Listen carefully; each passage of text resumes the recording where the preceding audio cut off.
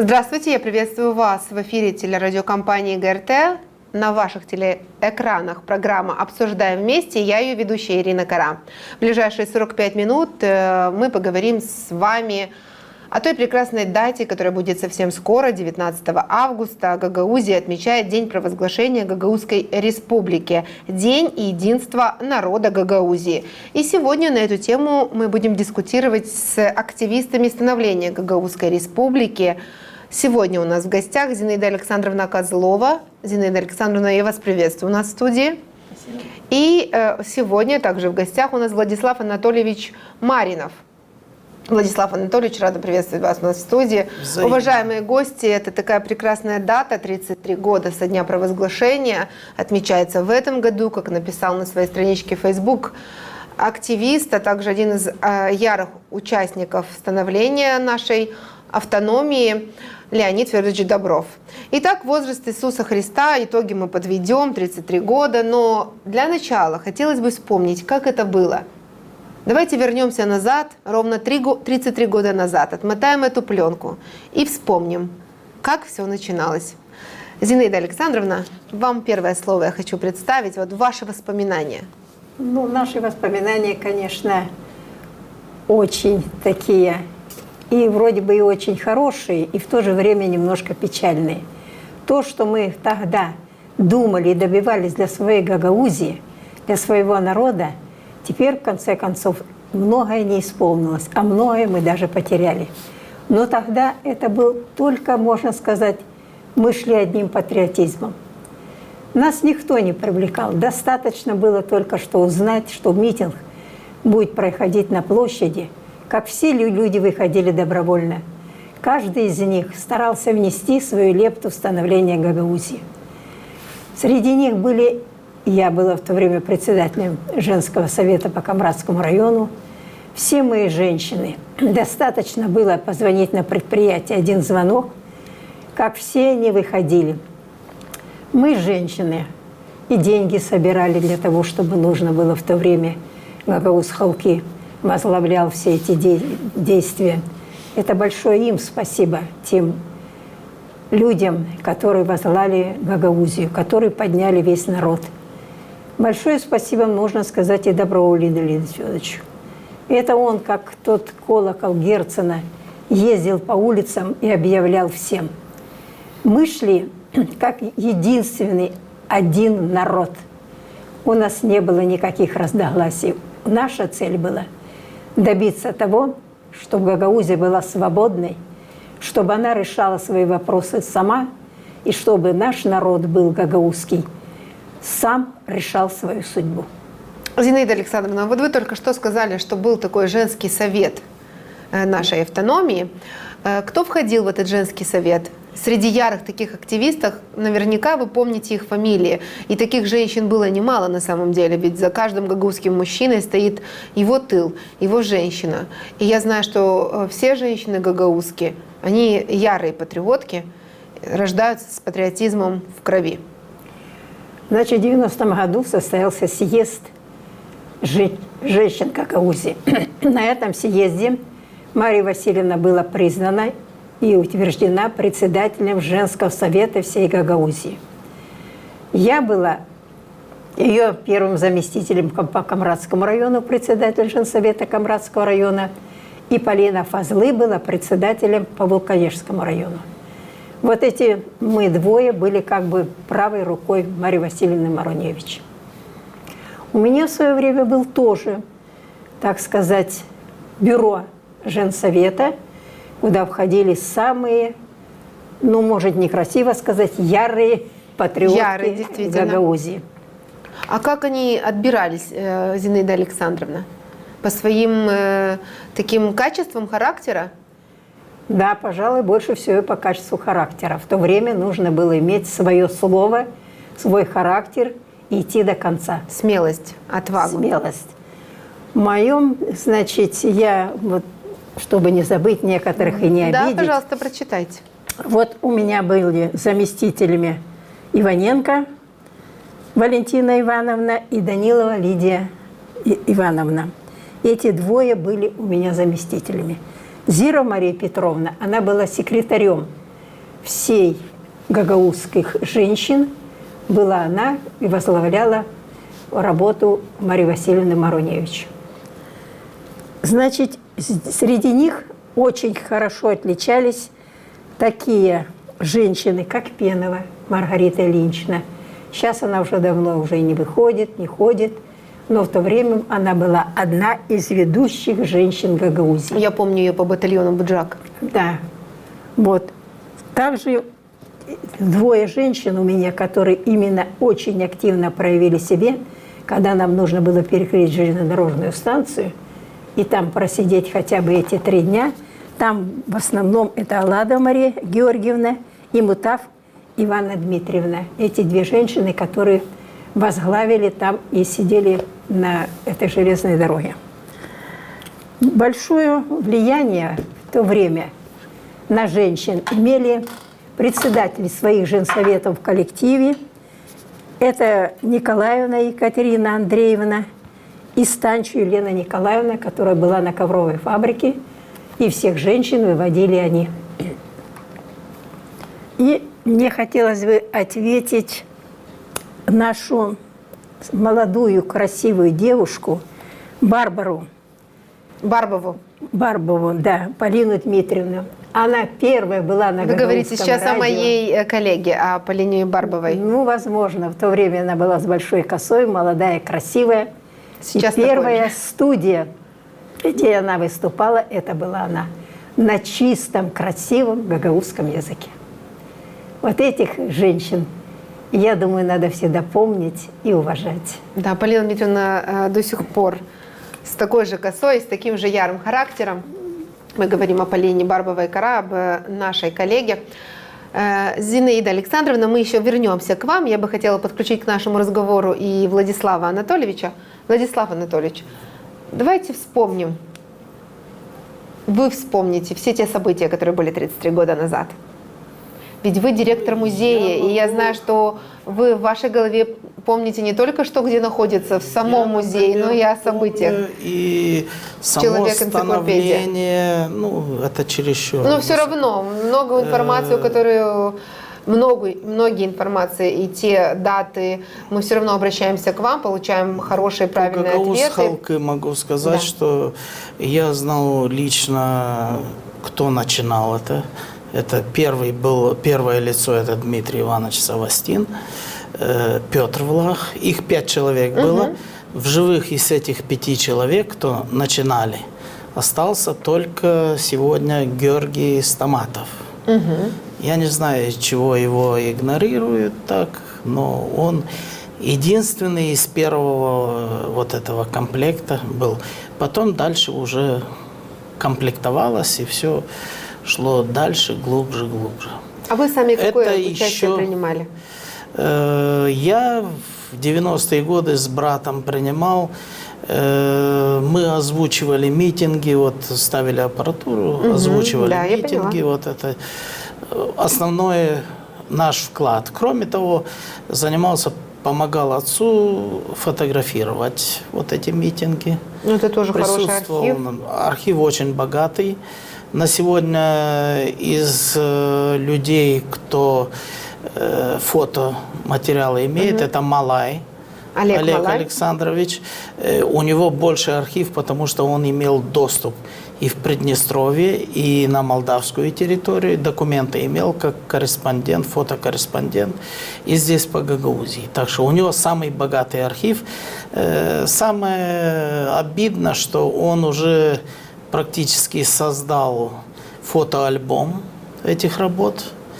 Но его Гагаузия что-то игнорирует распечатать. Давно. А он куда-то обращался, знаете ли вы? Конечно. Знаю все и знаю все эти... Владислав Анатольевич, По мукам мы предлагаем хождения. предлагаем вам прийти к нам в студию вместе с Олегом Александровичем, если вы поддерживаете с ним связь.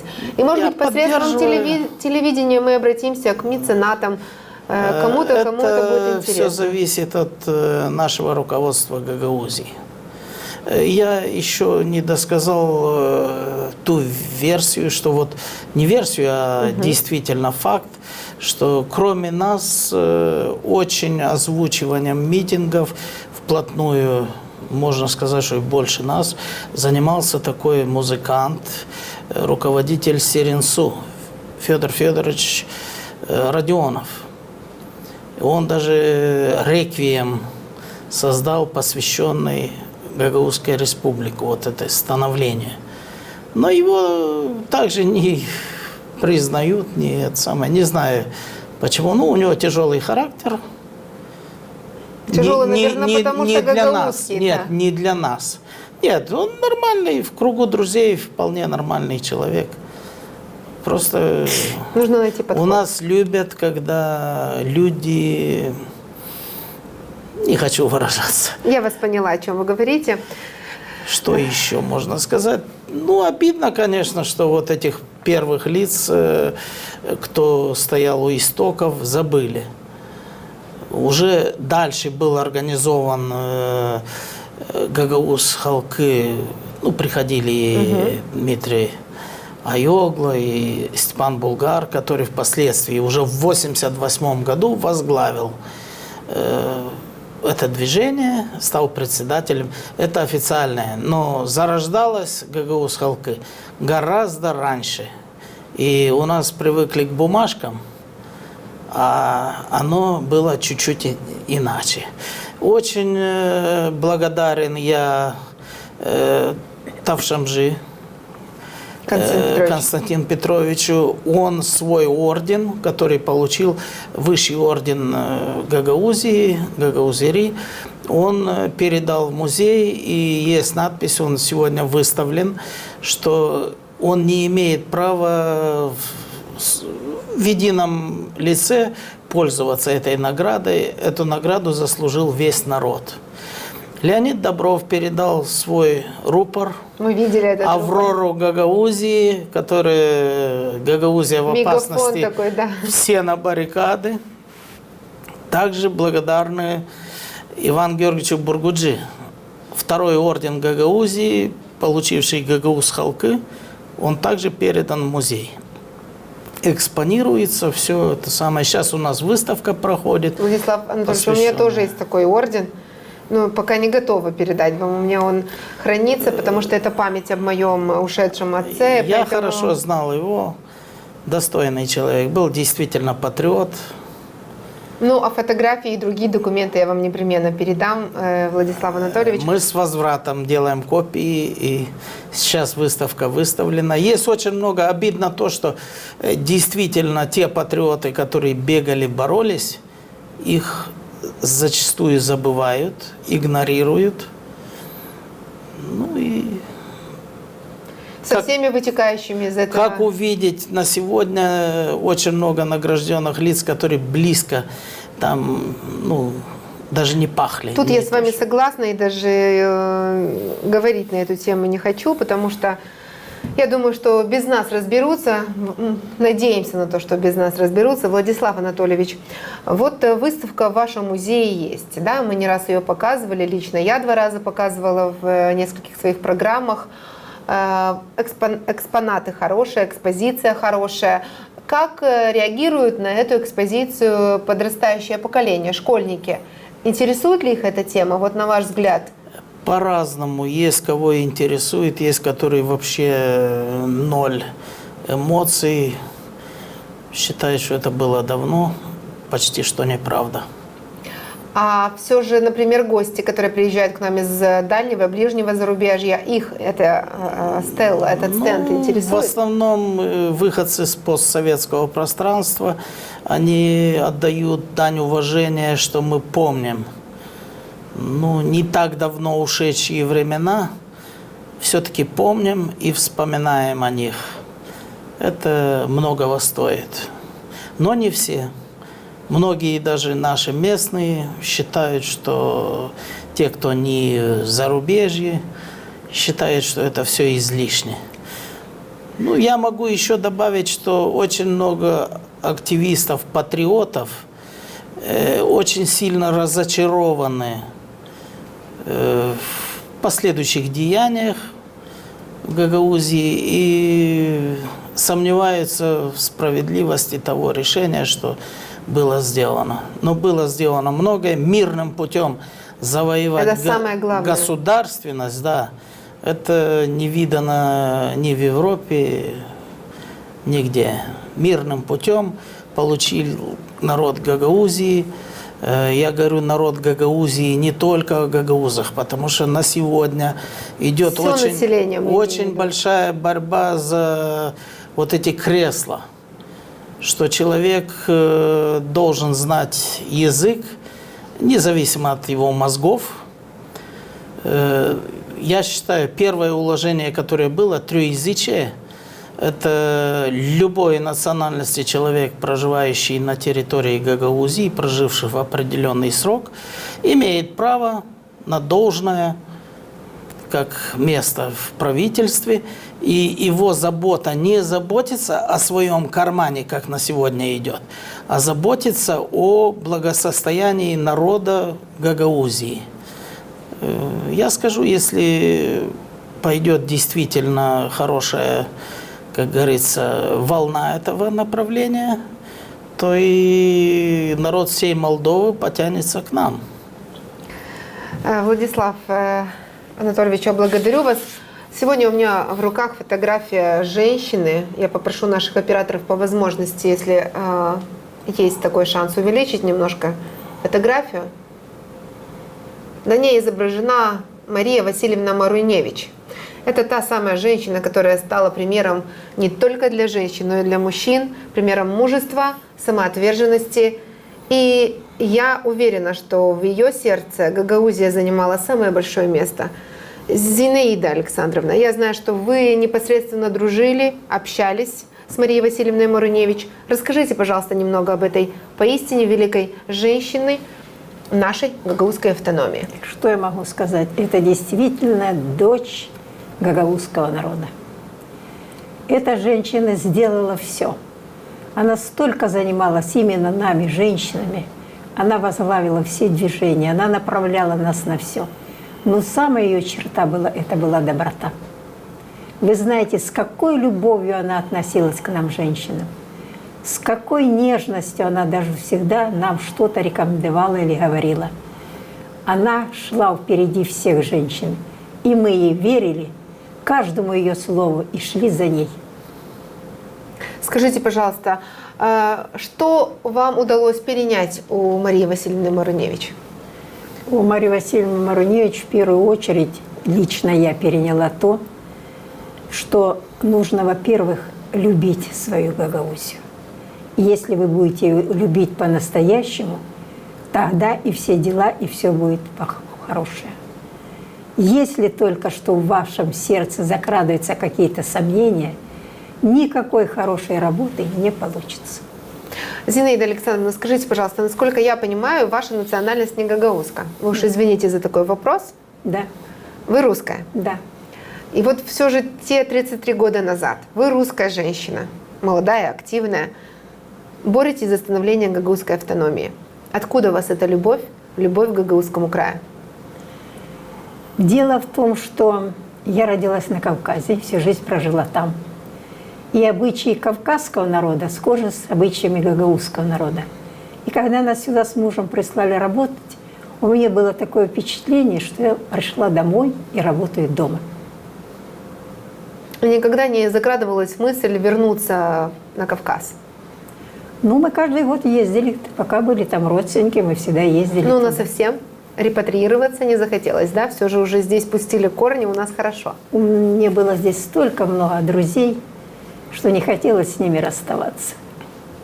Отлично, спасибо большое, Зинаида Александровна. Владислав Анатольевич, что вы можете вспомнить о Марии Васильевне Маруневич? А я знаю, что воспоминаний у вас много. Да, дело в том, что мои родители, в частности отец, эту семью знал с детства, очень близко. Марию Васильевну и ее сестер я тоже знал, не понаслышке. Мария Васильевна являлась моим учителем в университете. И мы часто встречались, ну, кроме образовательных В неофициальной тем, в неофициальной обстановке. Я говорю, великая женщина, которая очень много сделала для гагаузского народа. Вечная ей и светлая память. Очень жалко, что, ну, это отдельная тема, что она так рано ушла. Планы ее были очень грандиозные. Благодаря нее был открыт научный центр. Который носит ее имя. Ее имя носит. Все. Ну, в жизни все хорошо не бывает. В вашем музее, Камрадском краеведческом музее, есть уголок, посвященный Марии Васильевне Маруневич? Есть, ну, она идет у нас в общем как ученый, но есть материалы, которые мы выставляем к ее дате, ее личные там и бусы, и награды некоторые, то, что сохранилось от нее, потому что после смерти тяжелый вариант был. Так Но что люди хранила, помнят, знают, насколько я знаю. хранила узнаваема. она свой архив у нас в музее. Он у вас остался сейчас? Нет, был потом передан, ну, по ее согласию, она говорила, что ей очень много было неизданных материалов.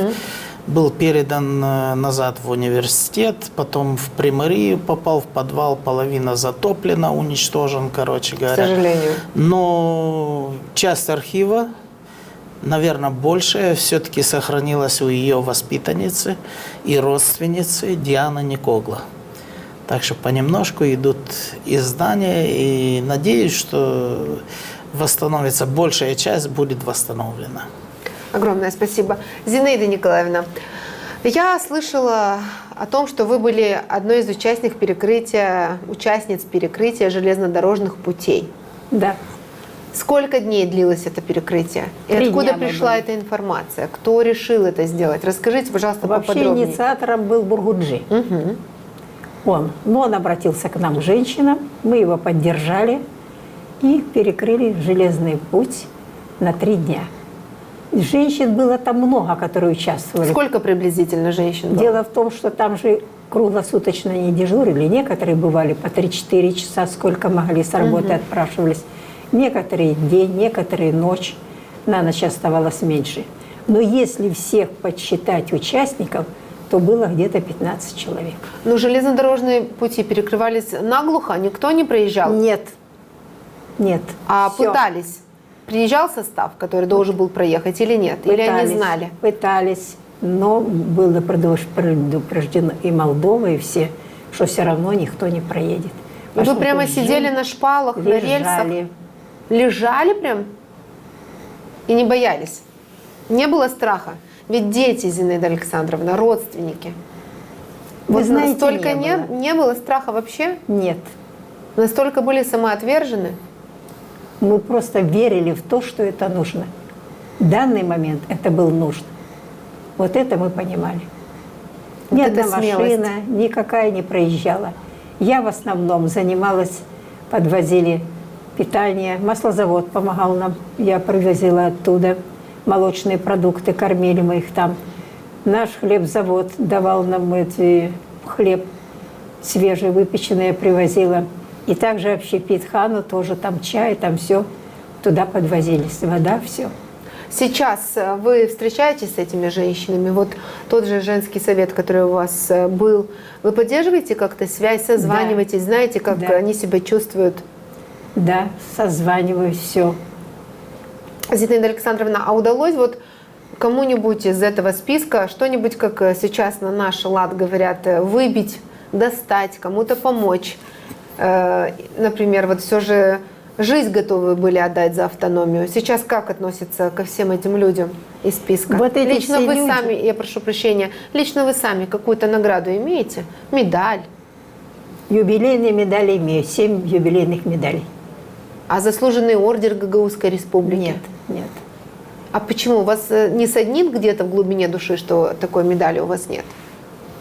Вы знаете, я как-то даже и не думала об этом. Ну, понятно, что вы это делали не для того, чтобы вам эту медаль вручили, но все равно получается, что ее вручают по каким-то критериям, а тут у вас наглядный пример того, что вы самоотверженно защищаете автономию.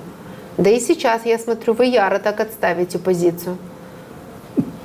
И я уверена, Зинаида Дело в том, что Александровна, что если являюсь- придется опять что-то такого рода делать, вы не откажетесь и придете. Если будут силы, то приду. Не обидно. Нет. А что говорят женщины из этого списка? Ну, вот эти женщины, многие обижаются, что как это так, что вот когда же награждают, они видят по телевидению, говорят, а почему мы, а почему не нас? А может, все-таки стоит обратиться? Вы, как активистка, напомните о себе, дайте себе знать. Я не хотела бы один момент здесь рассказывать, как-то, может, и неуместно. Я попыталась один раз попасть на прием к Олесе Танасовой. Она все-таки была первым заместителем Башкана. Ну, меня, по сути дела, даже не приняли. Вы не попали. Ну, попала уже в другом кабинете, она там занималась другими разговорами.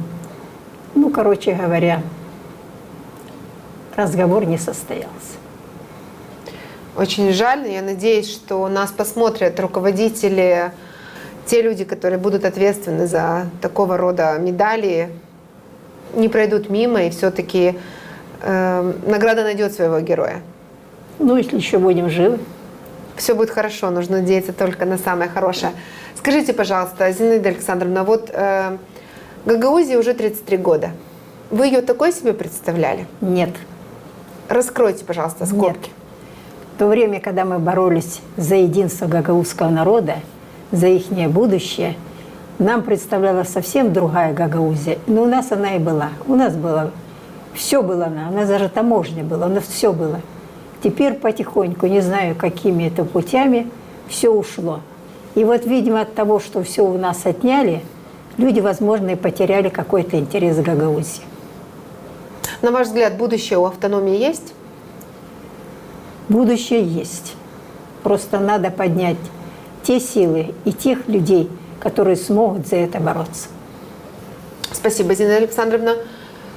Владислав Анатольевич, скажите, пожалуйста, вот все-таки 33 года – это как взрослый мужчина уже. И как любая мама, как любой родитель, глядя на своего ребенка, со стороны может сказать, вот состоялся, достойный.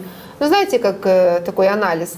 Вот вы, глядя на гагаузскую автономию сейчас, как бы прокомментировали? Я очень много встречаюсь с людьми, действительными патриотами. Основная часть из них разочарована. Большая часть уже ушла в мир иной. Вот Зинаида Александровна не даст соврать. Женский коллектив неоднократно у нас в музее собирался. И как вспоминали, в торжественной обстановке, но в узком кругу. Чего не должно быть? Должно быть на уровне Башканата, на уровне исполкома. Потому что на сегодня Гагаузия состоялась благодаря и этому женскому коллективу, и Гагаузской халкы, и всем патриотам, которые действительно бегали за этот патриотизм. И я скажу еще больше, что именно в 90-е годы сплоченность народа была не по национальному признаку, а по патриотизму к родине. И без денежного эквивалента. И без денежного эквивалента. Та же Маргарита Пенова, я помню выступление на митинге, и я ее прекрасно когда помню. Сказала, что вот мои дети борются, если что случится, не дай бог, конечно, но они останутся как патриоты Гагаузии. Так что... Это какая сила и мощь в этих словах? Да, но ее также практически забыли, особо не приглашали. Я говорю, что и мы даже не знаем, разочарование ее, да? плохое у нее, но все-таки по дому там разочарование у многих патриотов большое. Как, на ваш взгляд, есть ли будущее у гагаузской автономии? Сложный вопрос. Если будет продолжаться та же политика, которая была до сих пор, буквально до выборов, а она, я вижу, начинает продолжаться, то сомнительный вопрос. А все же, если поговорить сейчас о нынешнем времени, вот кого из настоящих патриотов сейчас вы можете вспомнить? Ну, на данный момент, которые сейчас стараются что-то делать, борются? На ваш взгляд, вот ваше личное мнение, есть ли среди них Я знаю тех люди? патриотов, которые боролись и чисто, открыто, без, как вы напомнили, денежного эквивалента. На сегодня Есть, были и в Народном собрании были, которые старались что-то сделать, но С кем-то вы поддерживаете говорится, отношения, общаетесь? я поддерживаю со всеми отношения, практически многие дружеские. Ну, в политику не хочу влазить, особенно последнее, как говорится, вот то, что исполком, скажу, вот формировался, Народное собрание должно индивидуально подходить к каждой кандидатуре отдельно, а не оптом голосовать. И там, Ну, я надеюсь, кто так и есть. будет. Главное, чтобы был умный человек, который будет заботиться о людях, не о своем кармане. Разберутся со структурой, я думаю, и людях. начнут уже Надеемся, персонально посмотрим. рассматривать каждого кандидата. Зинаида Александровна, кого из патриотов вы можете вспомнить? Из женщин. Из женщин, из мужчин, вот кто оставил какой-то отпечаток памяти у вас? Ну, я бы сказала о том, что большую работу делал тогда Тельпис Николай Петрович. Все вы его знаете. Это действительно был один из патриотов. И был в свое время председатель в Канагазе Франгу, его уже нет. Вот эти люди, которые поднимали все. Никочин Василий.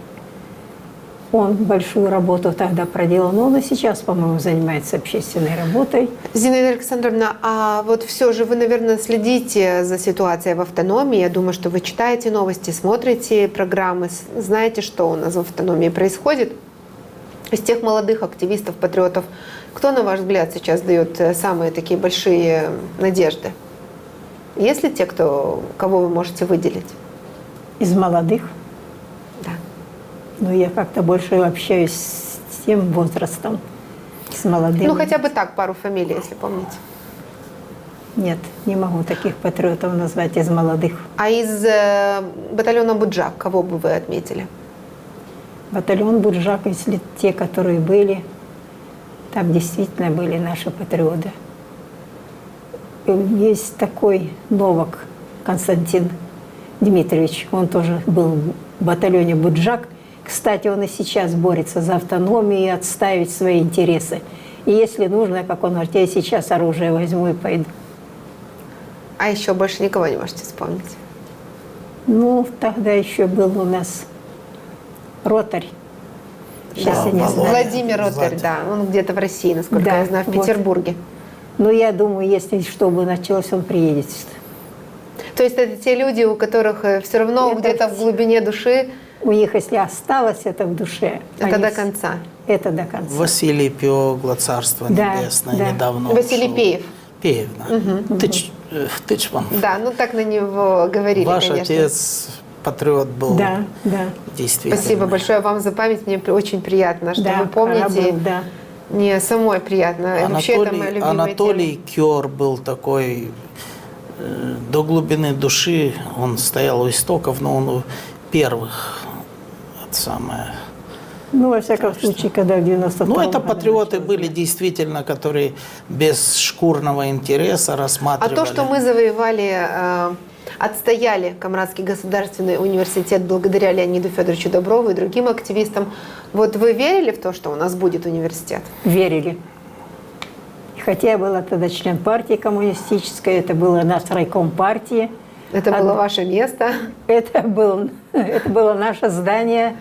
Тем не менее, когда Добров поднял этот вопрос, мы его поддержали.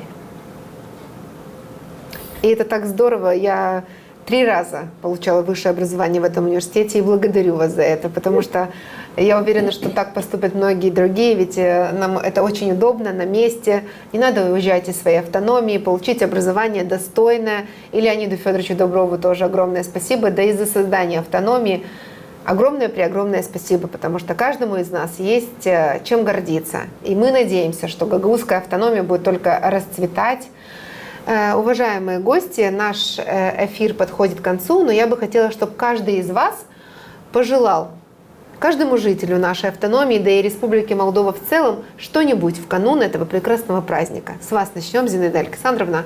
Ваша камера номер 2, можете обратиться. Значит, ну что, дорогие жители Гагаузии, особенно города Камрад, Мои дорогие уважаемые женщины, которые прошли со мной наравне весь тот путь, я поздравляю вас с нашим дорогим и любимым праздником, который мы всегда помним, всегда его отмечаем. Это в наших сердцах останется навсегда. К молодому поколению я хотела бы обратиться, что это отцы ваши и деды сделали Гагаузию автономией. Поэтому точно так же чтите их заслуги и радуйтесь каждому дню, который вы живете в автономии. Огромное спасибо, Зинаида Александровна. Владислав Анатольевич, пожалуйста, ваша камера и ваше поздравление. Ну, я поддерживаю слова Зинаиды Александровны. Кроме того, хочу сказать, что самое главное, чтобы будущие поколения удержали то, что с большим трудом смог завоевать народ Гагаузии. Именно народ Гагаузии – это не по национальному признаку, а все проживающие здесь. И благодарность особая тогда контингенту Болградской дивизии, которая практически спасла Гагаузию от кровопролития. Ну, естественно, приднестровские товарищи, наши собратья, которые пришли на поддержку, выручку Гагаузии. Так что берегите Гагаузию и старайтесь ее преобразить. Надеюсь на лучшее, как говорится. Огромное спасибо, уважаемые гости. Я также присоединяюсь к словам, к пожеланиям активистов становления Гагаузской республики, которые были сегодня у нас в гостях. Я хочу напомнить, что это была Зинаида Козлова и Владислав Маринов. Берегите себя и своих близких и не забывайте о том, что Гагаузская автономия – это место нашей силы, это место, где мы живем, и беречь – это наша цель. До встречи на канале ГРТ.